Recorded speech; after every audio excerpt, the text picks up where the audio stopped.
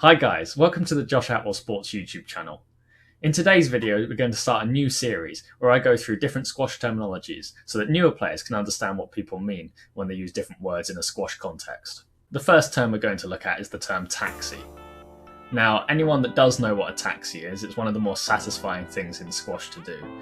Giving someone a taxi is when you hit a shot and it sends your opponent the wrong way, so that they can't get the ball back. I'm not sure who came up with the term, but the idea of it is that your opponent would need to call a taxi to even have any hope of retrieving that shot. Here are some great examples of some taxis at the top level.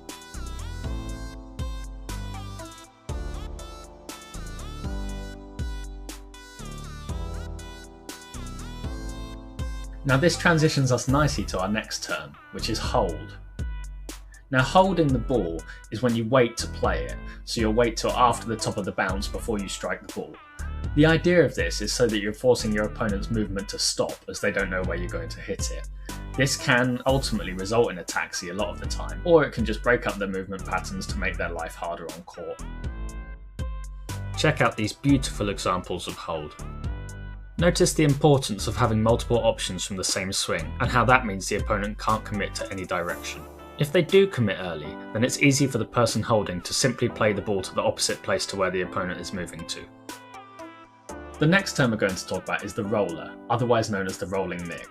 Now to understand what this is, we first have to understand what the nick means. Now the nick is where the sideball and the floor join to form the corner. If the ball hits perfectly in this join, the ball will roll, therefore making it irretrievable.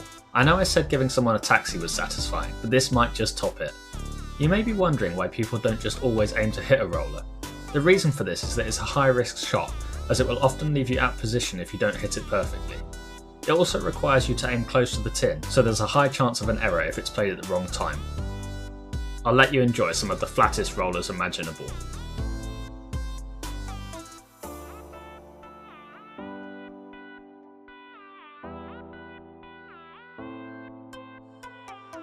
The final term we're going to look at today is the squeeze. Now a squeeze occurs if you hit the ball so tight to the sideball that the opponent can't retrieve it, so their racket will clang against the wall and the ball won't come off it and you'll win the point.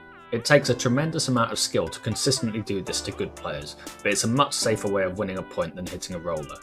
Not only is this because you don't have to hit close to the tin, but it's also due to the fact that even if you don't fully squeeze the opponent, you're still limiting their options and not leaving a loose ball for them to put away. I would recommend for all new players to aim to win points this way, as that will help your game and rally structure in the long term. See how controlled and precise these pros are when placing the ball tight to the sideball.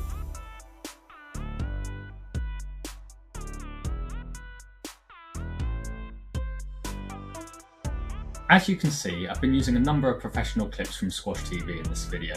I believe one of the best ways to improve your game is to watch the best players in the world and learn from them. On Squash TV, you can watch all the major professional tournaments live, as well as watching all the replays from up to 20 years ago. Click on the link in the description and use the code JACKWELL20 for 20% off your subscription. It's also a great way to help support the channel. Thanks for watching guys, I hope the video was helpful. Please like the video and subscribe to the channel for more content like this.